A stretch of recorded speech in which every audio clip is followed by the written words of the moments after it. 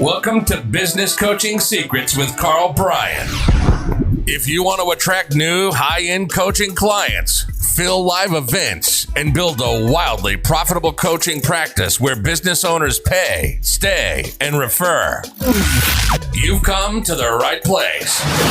In this podcast, Karl provides his keys to the kingdom for finding and signing high-paying clients and building the coaching business of your dreams.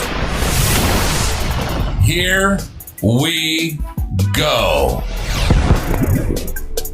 Ladies and gentlemen, boys and girls, coaches around the world, welcome to another episode of Business Coaching Secrets with the man, the myth, the 4.5-foot legend himself, Dr. Karl Bryan. Dr. Doogie Howser, as we determined in the pre-show, is in the house. I am. Shoots. How goes it, Road Dog? What's happening, buddy? Listen, the Doogie Howser thing, that sort of just came off the top of my head, but I think there's going to be some photoshopping in the future. That is going to have to happen. But yeah, all good, my man. How are you? How was the last week for you? It was good, and we said in the pre-show, good show, Doogie Howser, right? Young doctor, crushed it during school, whatever. I don't know how old he was, but what's his name? Neil Patrick Harris. Does that sound right? Yes. It's crazy, right? Like, how old is that show? Sheesh. We're slightly aging ourselves. Slightly. Anyways, but good week. What? Oh, go Shoots. No, I was going to say, for a guy that's over 65, I'm surprised that show wasn't kind of beyond you by the time you're watching it. You wish. I'm 4.5 and 65 Shoots. We're giving. I don't know if that's good for the demographic of the audience. Well, that's a good point. I may not want to piss off the entire demographic listening to us right now. So hey, that's all good. Anyways, let's talk to me about your last week. What did Dr. Evil get up to in the domination of the world? I don't. You know what? We hired a couple new staff members there recently, so there's been a lot of training going on. We're reimagining our entire onboarding process. So some teething problems that are coming with that, but we're also supporting it with software that we maybe stupidly, maybe intelligently, not sure yet, but we created.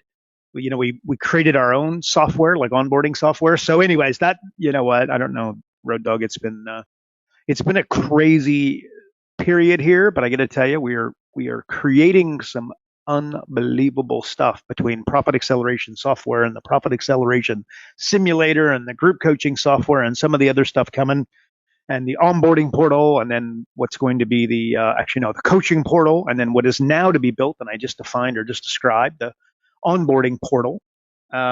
Yeah, it's all good, man. That's what we've been up to, but I don't think that's anything exciting for those listening. Well, it kind of is. When you say, because you use the word reimagining, like, yeah. What inspired that? Like when you're, and this could be a great first sort of question actually. When you're like, is it a problem that started that, or is it an improvement that got you there? Okay, great question. So, first principles thinking is that you don't want to think improvement. So the example we've used in the past is you got a chef and then you've got a cook. A cook will take a chef's recipe and better it, improve it. And that's not what you want to be able to do. Like, that's not what you want to be doing. The chef will go to the core ingredients and start there. So what I said to the guys is that, I think we might, and again, we may have talked about this a bit ago, but like I said, I don't want it improved. I just imagine that we don't have a process. Like, I'm not looking for what we have to be improved. What I'm looking for, what we have to be completely reimagined from first principles. So we started with exactly that, first principles. We've tasked Holly with it. And then we went to, hang on a second, we got to use software because we want people to be moving along and we want to know who watched the video. We want them to know when they watched the video. We want to know when they downloaded the XYZ file, and they do watch the video. I want to know if they watch 25.4, 48.6, 99.2, 100%, of the video. And I want them to know, so it's literally going to be staring at them, right? And then, next video, that kind of thing. So anyways, yeah, Road Dog, the answer to your question, like first principles thinking, And I just, again, I don't want it improved. I didn't want it improved. It's not being improved. It's being completely reimagined, and we're completely changing the order of the current process. So that's my answer.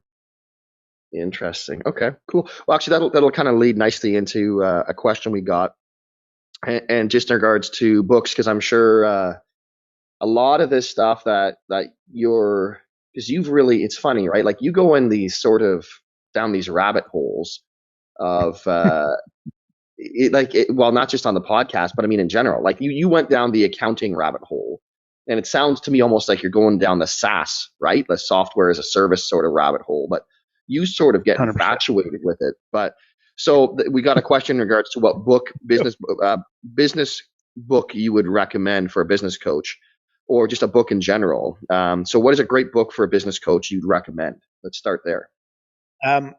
Okay. A book I'd recommend. Okay. I don't think this isn't the book that I'd recommend for somebody maybe just starting their coaching journey, but one of the best books I think you can read, and something to do with what I feel like is the state of the world and some changes that are happening that I don't think that are going to unhappen, if that makes sense. But anyways, Outwitting the Devil, Napoleon Hill, the great Think and Grow Rich, right? Outwitting the Devil is a book it's a good one. I've actually written about it in an email or a blog post some time ago. But in the book, he basically interviews the devil and then asks him questions to get him to reveal, how can I beat you, right? Like, how do I beat the devil? And then the devil talks about fear and how he uses it to control and manipulate the people, right? So, and the 6 most effective fears, I think, would be relevant. Like there's ill health, criticism, poverty, old age, loss of love, and death. Is that it? Did I get those? Ill health, criticism, poverty, loss of love, old age, and death, right? So, like, the devil consists of negative energy and lives in the minds of people who fear him, right? And then the devil plants these fears in your mind, in my mind, so deftly that we believe them to be our own creation, right? So, like, and by the way, as I say that, imagine devil with media replaced with media, right? Like, what do they say? If it bleeds, it leads. They're not interested in informing you. The media is interested in startling you, right? And there is a shooting in a school, which again there was recently, and I don't even want to go there. Just hard to just even think about, to fathom. You just, oh my God, right? And it's just everywhere, right? And then is it in a place of solution, or is it a place that, again, what's the saying? If it bleeds, it leads, right? It's just, oh my gosh, right? So the media, I think that they use that to startle us, right? And why do they want to startle you? So they get clicks, so they sell advertising, so that they can, they get your attention, they get your, ultimately they're looking for eyeballs, right? So, maybe differently stated, there's 2 viruses, right? The external one and then the internal one. External, its aim is to get into your body, wreak havoc with, your organs, your blood, your oxygen. Its goal is to slow you down and to lower your energy, right? The second one is internal, and its aim is to get into your mind and to wreak havoc with your thoughts, your fears, your anxieties, and again, slow you down and slow down the level of energy that you operate, but the level of energy that you're operating at, right? And like, Road Dog, you're not going to be defined by a crisis, right? You're not going to be defined by COVID. You're not going to be defined by a business bankruptcy. You're not going to be defined by, but you're going to be defined by your reaction to the crisis, right? So you're not going to be defined by the crisis. You're going to be defined by your reaction to the crisis. Again, like, are you think internal, external virus, like COVID, right? Which was, horrific. And anybody saying that COVID was not real is, in my opinion, a jackass. Like, look at the number of people that died, the end. And some people are debilitated in a very real and tangible way. I mean, the COVID was real, but I got to tell you that when you got it, if part of the biggest challenge is like, how did you react to it? Do you know what I mean? Were you going for a jog? Were you working on your lungs? Because when you're totally panicked, that creeps, you know what I mean? Like if you've got COVID and then mentally you're completely defeated, it's going to have a significantly worse effect on you than if you got it and you went, screw you, let's rock and roll and combated it. Right. So that's, the internal and the external. It kind of comes to mind. And again, I do believe that we're going through, there's some crazy times going on. And I don't think anybody's going to disagree with that. I think, we're probably leading into what's going to be some rough economic times for a period of X amount of time. And I just think that people should be ready for it. You're going to be defined by the recession. You're going to be defined by your reaction to the recession. The biggest companies in the world were born during recessions, right? Microsoft, Disney, the Apple, the list goes on and on. But anyway, but rabbit hole-ish. But Outwitting the Devil, I think, is a beauty. And it's just, again, about, beating the devil. And that's the devil in your mind, right? To a large degree. So other books, maybe Money Master the Game, which I've recommended, many a times. Other books, you know what I recommend, Road Dog, and again, we've done this many a times, but go to Jeff Bezos's letters to shareholders. I think 1997 was the first one. And, read those, and it's just literally like a master class in business. I'm going to dare say that that's going to be a better, that's going to be a better use of time than, punching off some. But that being said, there's lots of good books, like The University of Berkshire Hathaway. That's a beauty. 0 to 1, Peter Thiel, first investor in Facebook. 0 to 1, absolute beauty. Blue Ocean Strategy. Again, a business model or a business that kind of eats itself with success is not going to get anywhere. Blue Ocean Strategy. When my mentor, we had a big conversation about investment. It was just a high level conversation. And just, I can tell you that a good percentage of that high level conversation was talking blue ocean, and not about the book, but just, the concept as a whole, that if you read the book, you'd understand what I'm talking about. So blue ocean, very important. Maybe like network effects, like as the business grows, does it eat itself or does it do the exact opposite and speed up? Right. So think of my example of a phone. The more people that have a phone, the more functional it is for the existing people to have a phone. The Facebook group, the more people you have in the Facebook group or similar, this isn't a plug for Facebook, right? But think of a Facebook group. The more, when I had 100 members, it was okay. When I had 300 members, it was better. When I had 500 members, it was better. I have 1,000 people active, and then you've got 10,000, and you got 100,000, you have 1 million. It gets significantly better with the increased numbers, right? So Blue Ocean Strategy, it's kind of, and by the way, network effects and Blue Ocean Strategy is not an apples to apples thing, but hopefully you pick that up. Outsiders, talked about this one actually on the weekend. Just Outsiders is about how the best CEOs are guys you've never heard of. And you're going to find that they're totally data driven. Again, gut, the best CEOs in the world do not go with their gut. What does gut stand for? Gave up thinking, in my opinion. You want to be collecting data in a very real and tangible way. Like Jack Welch is celebrated as one of the greatest CEOs of all time. And in the book, you'll see that if you really look at the numbers, he actually wasn't that great. Numbers of, shareholder value and that sort of thing. It was his popularity. And he loved the microphone. He loved the camera. He loved writing books. And that's why he's celebrated as one of the best CEOs of all time. But if you look at the actual numbers, you might, maybe you won't be, but you'd probably be, in comparison to the best, you'd be disappointed in terms of his numbers. Or maybe his numbers are disappointing in comparison to, the best CEOs. And again, the best CEOs are guys and gals that you never heard of. Like, it's not a popularity contest. I want to think of a couple, like Principles by Ray Dalio, absolute home run. Like once you've got, just like principles within your own company, within your coaching client's company, establish the principles and then the methods and then the tactical step by step, almost, it answers itself to a large degree. You got to establish that, the principles. Another one, Road Dog, is Tim Ferriss. You know that big monster book, Tim Ferriss? He had, there was two of them. There was Tools of Titans, which is good, and I enjoyed. Didn't read it all, by the way. I kind of skipped through it.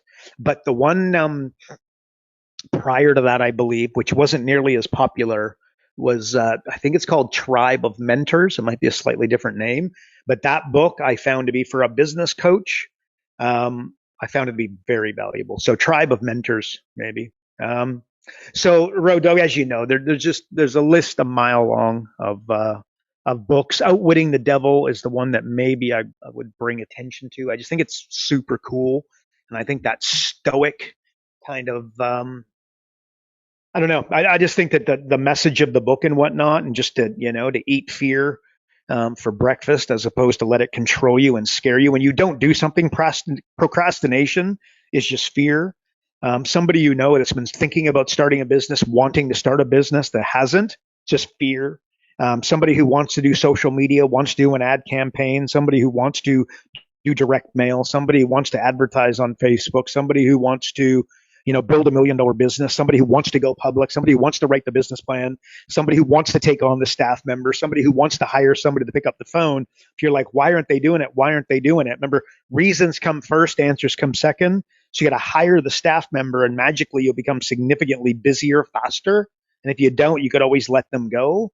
But what somebody will say when we say you got to hire somebody to generate leads, to pick up the phone, or somebody to do the back end work for you, what do they say?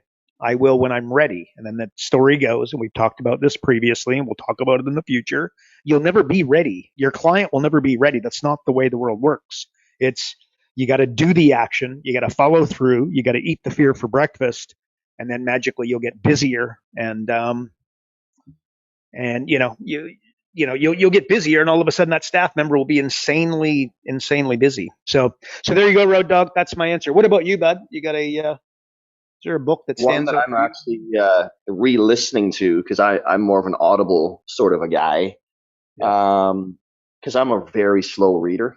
So that's the only way I can stand a chance. Is Can't Hurt Me, David Goggins. I'm just re-listening to that. Really?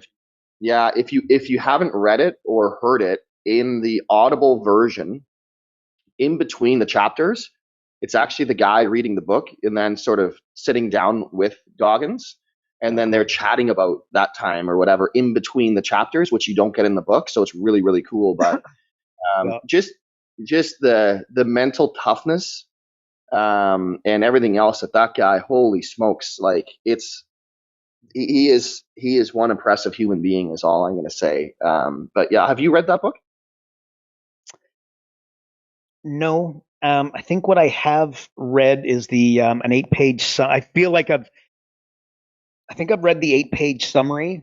I haven't read the book. I think I read the 8-page summary, but what I have done is listen to, like him on YouTube and be interviewed multiple times. So I feel like I've, what I mean, well and truly got the message. I mean, and that kind of segued well, right, from just eating fear. Like he's just all about mental. In fact, well, want me to tell you a funny, Road Dog? Literally this weekend, I even took a video of it. So my daughter and then like a good buddy of hers, they're there, and I took them to a cold, like a cold pool. And part of the deal for what we did on the weekend, I made my daughter, she had to jump in because we go sea doing, and then we go to the deal is we go sea doing, we got to go to the middle of the lake and we got to jump in the lake, right? Which, freezing bloody cold, right? So I talked about mental toughness. So the deal is we go to this place, you got to jump, and I love getting in and out of, the cold pool, hot pool, cold pool, hot pool. I just love it. Anyways, I made her jump in, and then her buddy too, and her buddy does it. And I videoed it and sent it to her dad. And like, as they're going, I'm like, mental toughness, let's go. You guys got this. And they did it. And it was hilarious. So teach them young, Shoots. Teach them young. So, but yeah, Goggins, I get a lot of respect for the guy. Great material. And yeah, he's a tough son of a gun, man. No doubt. Yeah, he is. Yeah, he is. He is something special. Listen, you mentioned briefly we're heading for some tough times, right? And I think everyone would agree that I think 12 months from now, I don't think it's going to be as rosy the economy as perhaps we've been used to. We've been spoiled, if you will, over the past few years with just how pre-COVID even, right? But how well things have gone in the economy as a whole. So we got a question here, which I think is fantastic, because selling is one thing when things are easy, but when people start tightening the purse strings a bit. So how will you sell in a recession versus a boom like we've just had? Oh, good question. Sell in a recession versus boom. Well, okay, so if you're thinking about a recession, right, it's not like there's less money in the pool. It's not like all of a sudden money gets lit on fire. It's not the way it works, right? So the velocity is slower. And then velocity is the speed money travels. And ultimately, you define that as the economy, right? If everybody just went out and spent all of their money tomorrow, the economy would absolutely be booming. But in a recession, people hold on to their pennies because unwitting the devil, right? Fear. So velocity is fast in good times and then slow in bad times, which you define as a recession. So maybe think of the last time you went to go buy something and you didn't buy it. And then let's say that was let's call right now, the last 6 months is what we define as hard time. If you want back to, 2008, what was something you wanted to buy and then you didn't? Might be the $10,000 TV or the expensive TV, right? Maybe it's, whatever. Maybe it's the really expensive car. Let's define that as $100,000 car. Or maybe it's your dream house, right? Significant, you got 3 bedrooms and it's the 5-bedroom with the garage and maybe the rental suite downstairs, right? So you didn't buy it though, right? So you wanted to buy it, you didn't. So was your desire there? And the answer is absolutely. Your desire in recessionary times is no less than during good times when the economy is pumping, right?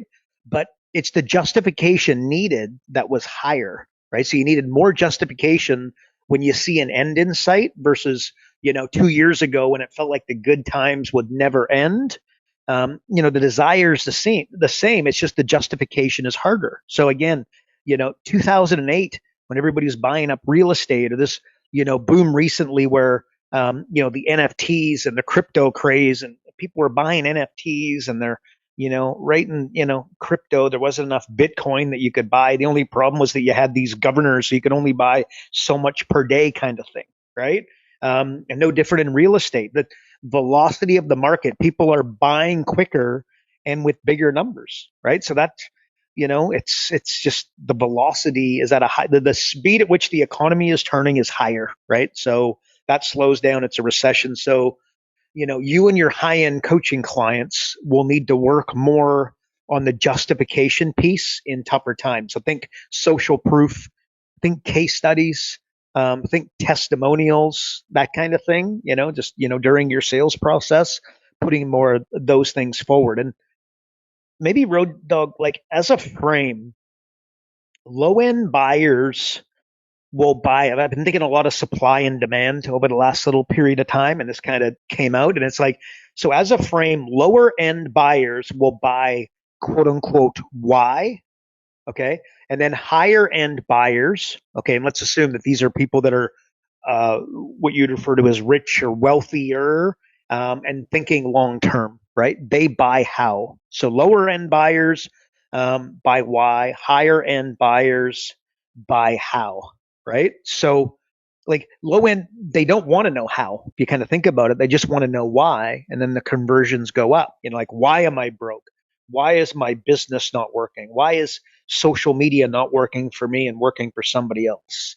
Why can't I generate leads? Why doesn't my phone ring when somebody I bought from said it would? Right? Why do I have a profitable business, but at the end of the month I got no cash on hand? I'm always struggling to find cash. Right? Why does a business coach? Why does nobody ever have money? Why does nobody have money? Right? Hear that?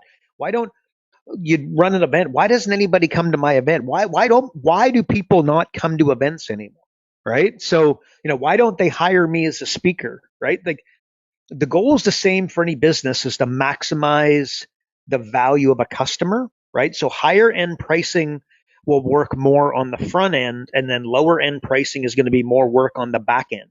So you kind of got to choose your battle, Road Dog, right? Like you got a low front end in order to maximize the value of the customer. You'll have to have a good, solid, analytical type back end, and then a higher end pricing. It's going to work on the front end, and then the lower end won't need to be quite as exciting, right? So low end of entry is going to have advantages like community, branding. Like you're kind of everywhere, right? Like so, yeah, you're going to get that.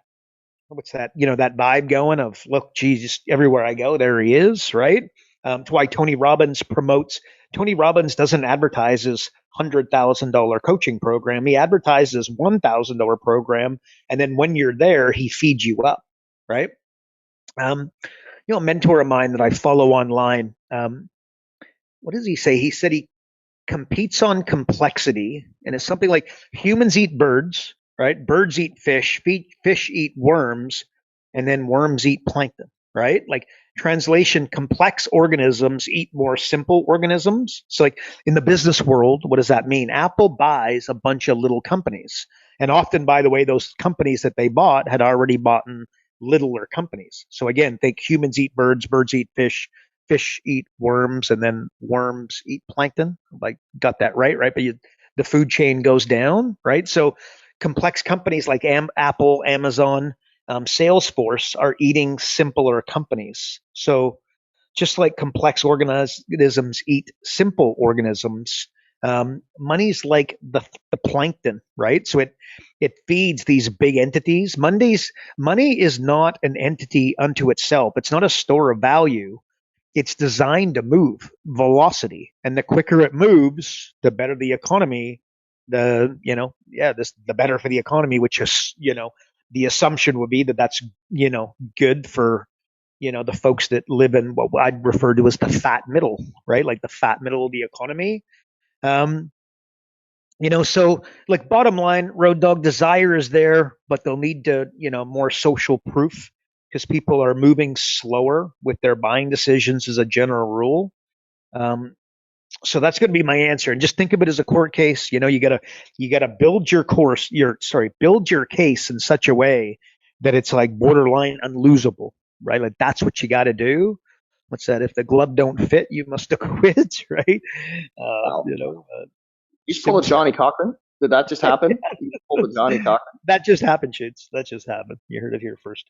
But anyway, so that's it, Road Dog. Just during tougher times, you just gotta build your case a little bit stronger.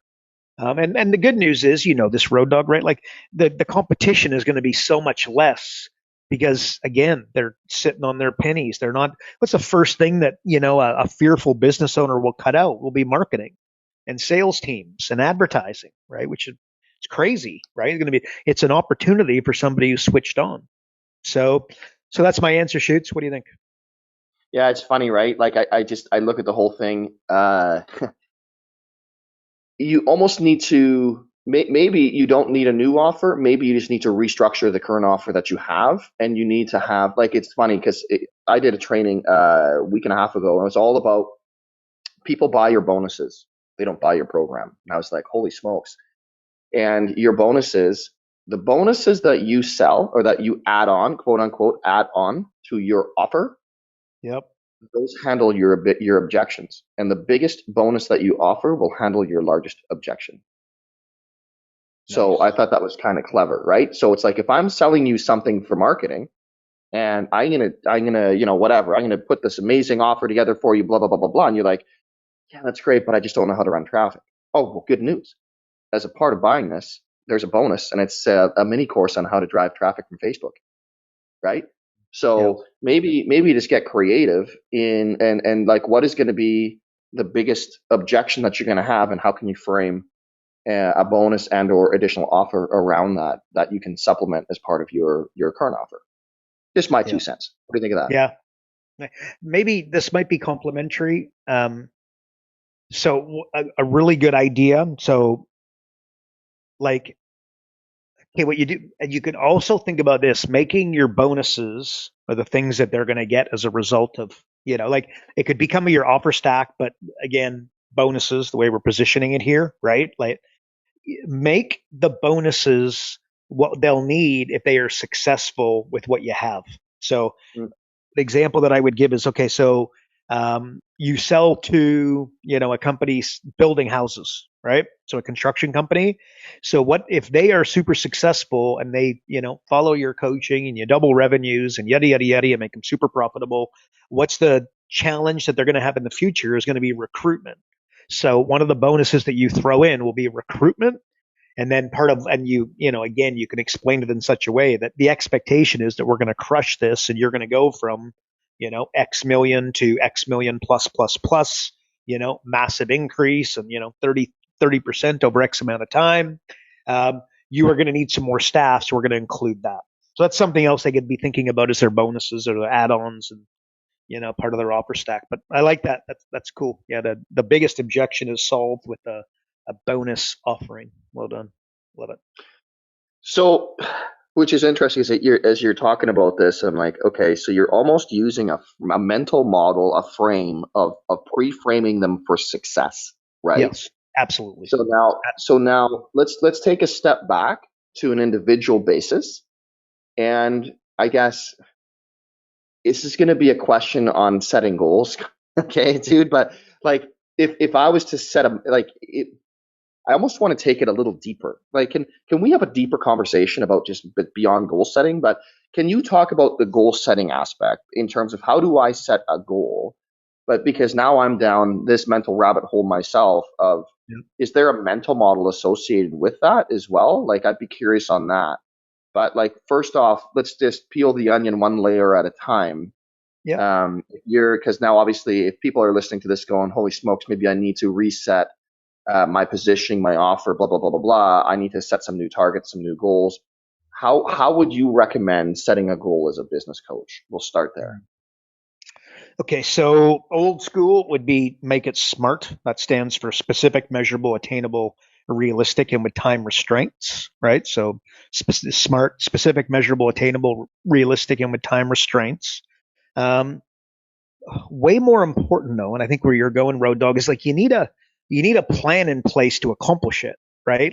Because the goal is one thing, right? But it's a whole nother thing to build that step by step. Like the goal is the sexy thing, like again, I've said this before, but you line me up 100 business owners and I'll show you 80 people with a goal to get to $1 million of gross revenues. Like that's their goal. Like it's really creative.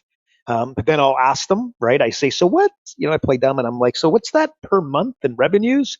And again, they very seldom have an answer. And if you haven't taken $1 million and reverse engineered it to what revenues would need to look like on a monthly basis, I dare say that you're not going to accomplish your goal, right? So you've got to create that roadmap. And by the way, it's $83,333 per month, right? So if they haven't taken that time to do it, you know what I mean? So you got to go like back, right? So like let's think like five steps, but like here's a hack towards getting a goal done, right? Like when I want to get into shape, I book myself into a competition, right? So think of running a race, Tough Mudder, hockey tournament. Like this accelerates everything, right? Like why? Because if the Tough Mudder, I'm not going to just go and compete. Although I have done that, by the way. I went in Tough Mudder and I went in Tough Mudder to practice for Tough Mudder. So I was in Vancouver and I did it in Vancouver to go to California to do it there. Didn't work out very well and I ended up with a back injury, but that's another conversation for another day. But a hockey tournament, most certainly, I'm going to be running the stairs. I'm going to be up and down on my skates on, 3 to 5 times a week. I'm going to be playing hockey as much as I can. Just accelerates everything, right? But if I want to do a live business event, again, you got to set the date. You got to book the venue. You need to whip out your credit card and pay, bold it, italicize it, capitalize it, make it red. Right? You got to pay because now all of a sudden you're committed. Everybody goes and books a venue and they're like, whoa, whoa, whoa, whoa, whoa. I don't want to hand over my credit card. Right? Well, again, got to make it happen. Right? And then so you book it, you set the date, whatever I said, you pay. You got to pick up the phone. You got to send the message. You got to post on social media. You got to start making it happen so that you fill the room, right? Like that. If you want to lose weight, Book yourself into a low key running race 90 days from today. And, for you, maybe it's 5 miles, maybe it's 10 miles, maybe it's a half triathlon, maybe it's a triathlon.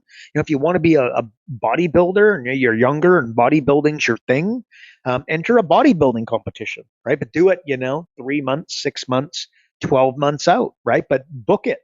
You want to learn how to cook, find and start and, pay for some cooking lessons. Again, you book an event with a date. Road Dogg booked himself a marathon. It was a couple years ago now, but he transformed his body, his health, and he'll tell you that was absolute, I believe, right? Like an inflection point for your Road Dogg where everything changed when you did that, right? So I think that's kind of the roadmap, or not roadmap, but like one, let's just call it book it. Another kind of motivational force. I don't know. This isn't really a step, but okay, I finished a 10-day juice fast. Right, done them before, and did it. Again, rather than make an elaborate plan, what I did is the same thing that I did the previous time, and I wrote a list of reasons why I wanted to complete the fast. Right, so when I got hungry, disenchanted, or considering eating the closest hot dog, I opened up my phone and I read my reasons why, things like mental toughness, my energy level, my health, being a good role model for my kids, for my family, my long-term health, dancing with my 8-year-old at my daughter's, at her wedding, something that motivates me at a high level, painfully obvious why, right? And basically when I did that and I read it, I skipped the hot dog, skipped the chocolate bar, skipped drinking a Coke, and I just continued on my merry way. And quite frankly, significantly, it wasn't overly hard, right? Day 3 was a bit of a bitch, but anywho, so if you want to accomplish an impressive goal, create your list of reasons why you need to accomplish it. And I just said phone, by the way. I believe that if you write it down, pen and paper, it's going to be more impactful for you. But I'll leave that in your hands, right? But again, when you get frustrated, just look at that list regularly, and you're going to be good. So like if I needed to do some cold out, I was just getting going as a business coach and I wanted to make it happen, wanted to fill my event, wanted to get some appointments, wanted to learn how to use the software, wanted to learn how to find somebody $100,000 in 45 minutes without spending $1 on marketing or list of reasons why to get me started, to help me continue. So when you got disenchanted, when you considered quitting, you'd go to that. Right. So a list of reasons why, I think, super impactful as let's call it a hack. Another thing that you could do, let's call this another hack, is change the phone password as your goal. If income is a driver for you, set a monthly income goal and change your phone password to that. Right. So if your monthly goal is 15 grand per month, then you set your password to 15 grand. And when you hit it, when you surpass it, you change your password to the next goal. Let's assume that's 25 grand, right? And if you're crazy like me or sad like me, maybe you unlock your phone 50 times a day, you're going to be reinforcing your goal 50 times a day. And by the way, that works for me. That might not work for you, but I'll tell you, it's not a bad little, it's not a bad little roadmap. And I remember trying the process a long time ago now, but I was trying to find, I was trying to build a process to find any business owner $100,000 in 45 minutes without them spending an extra $1 on marketing or advertising. My password was 100,000 for, a fairly long time. Right. So that could be something for you. Here's another thing that I do, and this is maybe, again, my personality that might not work for you and might work magically for you. I can tell you from my own experience, it's nothing short of magic. I'll get a clean sheet of paper and I write down my goal, and I write it over and over again, pen and paper, not phone, pen and paper, until you can literally have a piece of, like a proper, sheet of paper, and you will not be able to see any white on the paper. I write it down that many times. Picture 1,000 times writing down your goal. And again, what did I say earlier? 15 grand a month. If that was your goal, write down $15,000 a month of recurring revenue for my coaching company. Boom, write that. And then maybe then that's a perfect segue into, so here's another hack, Road Dogg. Go for a walk and I say my goal out loud in a rather animated fashion, right? Ideally not in like a busy area for obvious reasons, right? Look like a weirdo. But here's the exact script that I've used. I now command my subconscious mind to direct me to do whatever it takes to, and then enter your goal, earn $15,000 a month of recurring revenue with my business, and then picture a period, and then starting now. And the starting now is absolutely critical, because if it was just 15 grand a month, that could be in a year, 5 years, 3 years, 10 years, a decade from now, right? That's no good, right? So you got to go starting now. I now command my subconscious mind to direct me to do whatever it takes to earn $15,000 per month in my business coaching company on a recurring basis, starting now. And I do it in an animated way, and I just punch that out. And that's similar, if you've heard Tony Robbins, what he says when he jumps on stage. It's a very watered-down version of that, but I have used that for years and years and years. It has worked incredibly well for me, and it might be for you, but that, again, and other do. But again, it's not just one. It's not like I do one. I mean, these are the things. You book your event, right? You write down the goal. You say the goal to yourself over and over again. You're going to get 25 people in the room. Change your password to 25, and basically just put the and maybe look, Road Dog, they should probably have a better. So you got to go to the one step where you're going to put 25 people in the room and set up a tactical plan. But I think everybody listening to this knows that these are kinds of the hacks that I would go to kind of motivate myself, right? Like, again, walking in, paying the chamber, whipping out my credit card, picking the date. Like, nobody ever picks the date. People, you just got to define it. You got to lock it in. You got to just go, and that roadmap. Road Dog, we went over this, and again, a few times over the last period of time, but I think might have value here. You got to create your 25-year plan, your 10-year plan, your 5-year plan, your 3-year plan, your 1-year plan, and then quarterly game plans, the next month's game plan over the next 30 days, the next week, and then that day. And then the question is, the plan that you created, and then, of course, do that with your coaching clients as well. Once you do that, do the individual plans coalesce? Like, as in, do they run into one another? Does your daily plan get you closer to the 25-year goal, the 25-year plan, right? So Road Dog, that's what I would say, Shoots. It's psychological warfare, and you gotta kind of declare war on yourself and your own fear and your own anxieties and your own procrastination and your own, just what I mean? All those crazy things that are going to get in the way, which is just a story. Maybe in closing, Road Dog, 3 words: state, story, strategy. If you get yourself into the right state of hunger, where you decide that you decide, it's like, Tony Robbins will get you to walk on fire. You got to put yourself in a state in order to walk over that fire. So it's state. It's the story that you tell yourself. I'm big boned. I'm overweight. Everybody I know is overweight. I've always been overweight. I'm going to be overweight in the future. You got to get that story.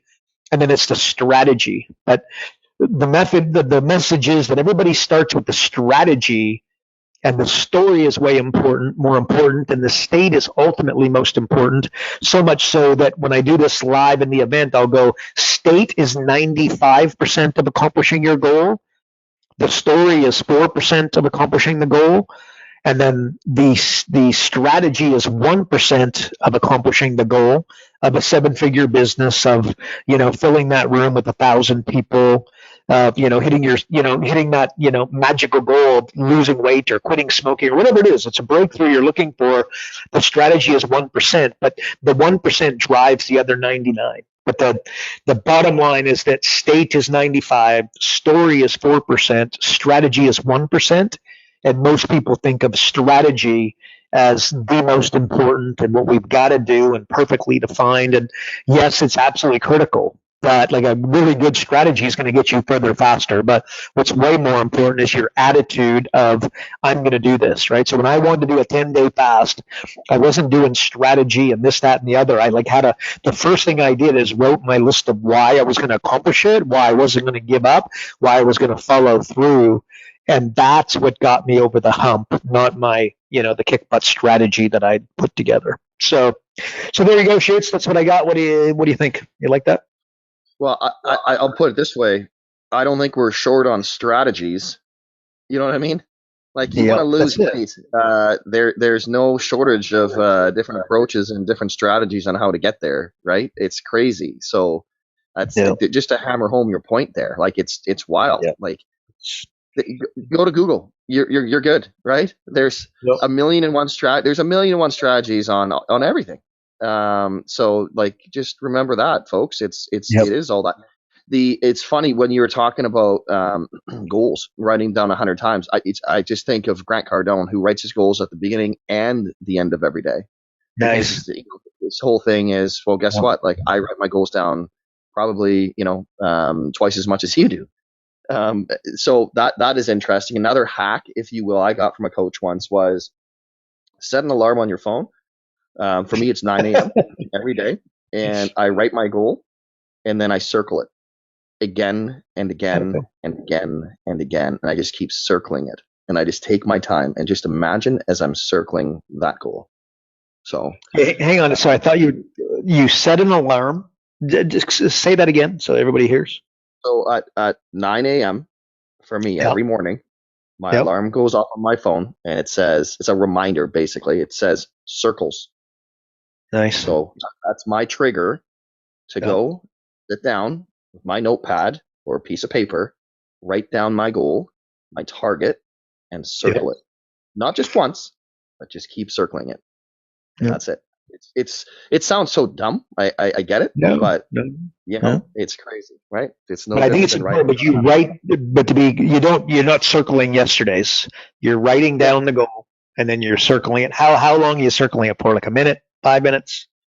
It depends on the day, but typically at least a few minutes. Yeah, for sure. Yeah. Right? Just let your mind go and wander, and then you'll always pull something out from that. It's just how it works, right? So could I add to that, just in this road dog? You don't need any help with this, but for them, I would write down the goal and maybe 3 reasons why you're not going to, 3 things that would stop you from accomplishing it that would be underneath, and then you'd leave them dormant, right? But then you'd circle your goal, and then you'd see the things that are going to stop you, right? I think that could be important, because that's in 10 days from today, that's going to be not picking up the phone. That's going to be not hiring the boiler room. That's going to be not sending out the direct mail. That's going to be not sending the private messages. That's going to be not posting it on social media. That's going to be not, booking your event. But like, what are the things that would stop you? Like a stoic, like Bill Belichick. Okay, he's debatably, but I'd say he's the greatest coach in NFL history. He doesn't practice what might go right. His entire play is designed around what could go wrong, right? So if this goes wrong, if this guy misses his block, if this guy does this, you know what I mean? Like if this guy gets past that guy, you know what I mean? Like they're basically, the entire thing is designed around everything going wrong. It's Mike Tyson, right? Everybody's got a plan until they get punched in the face, right? And then the plan is out the window. So I love stoicism, just, planning for what could go wrong. Tim Ferriss has a great TED talk where he doesn't goal set. What does he call it? Fear set. But the bottom line is that he just talks about what could go. His entire planning is more around what could go wrong as opposed to what could go right. And it's very powerful when it's just Stoicism 101. So maybe that might help, Road Dog. What could go wrong? Address it. All right, Shoots. Time to wrap this puppy up. What's one thing in always in harmony with your one thing, the daily email? What's one thing that that they can pull out of today's podcast and implement into their business? One thing. I think when we started with, the Outwitting the Devil, I think we just kind of circled back to it, ironically, with Stoicism. It's like, here's my question for you. You're listening to this. I want you to think of your number one goal. What is it? Okay, now I want you to think of what's going to stop you from achieving that goal. Maybe that's the theme of the day, is to go and combat that rather than hide and hope that it's not going to happen and you're not going to have and one of the things, it might be your wife's blessing or your husband's blessing, or a business, I don't know, it's maybe it's whatever it could be. You're not going to go make a list of things that could stop you from accomplishing what it is that you want to accomplish. And maybe that's the live event at the Chamber of Commerce with 25 people. What's going to stop that from happening? Make that list and go and address it head on, as opposed to go. I always talk, sing Kumbaya. You motivate an idiot, they do stupid things quicker, right? Like you got to, let's make sure that we're combating that which might make us procrastinate. Procrastination, the number one cause of procrastination is, it's loneliness. It's kind of very weird, right? Like it's just being on your own, So go down to the chamber and speak to the gals or the girls that are selling the memberships and the chairman of the board and the other members and, start making some stuff happen. So anyways, Road Dog, that's what I'm going to say. Make a list of things that are going to stop you from accomplishing your goal and combat that. Let's see how it goes. There you go, bud. That's all I got. Love it. Well, everybody, thanks for tuning into another episode of Business Coaching Secrets with the man himself, King Karl. I'm going to go with the king right now. We're going to go away from the doctor for a minute, and we're going to go back and crown you once again as the king of the business coaching empire. And if you're not on the inside and you're not getting access to the pre-show or the daily emails, which I just referenced, definitely go to focused.com and subscribe today. And again, if you enjoyed the podcast, please share it with somebody that might be a fellow business coach or anybody else that say listens to Tony Robbins and geeks out on this stuff as much as Karl and I do. And of course, as always, we'd appreciate if you'd rate this episode, as we know that iTunes, Spotify, all the streaming services give a huge amount of weight towards that. So we greatly appreciate that. And that is it for another week, folks. Remember, progress equals happiness. We'll see you in the next episode. Take care, everybody. Karl Bryan built Profit Acceleration Software 2.0 to train business coaches how to find any small business owner more than $100,000 in 45 minutes without them spending an extra dollar on marketing or advertising. This becomes a business coach's superpower. So as a business coach, you'll never again have to worry about working with business owners that can't afford your high-end coaching fees. Check us out at focused.com.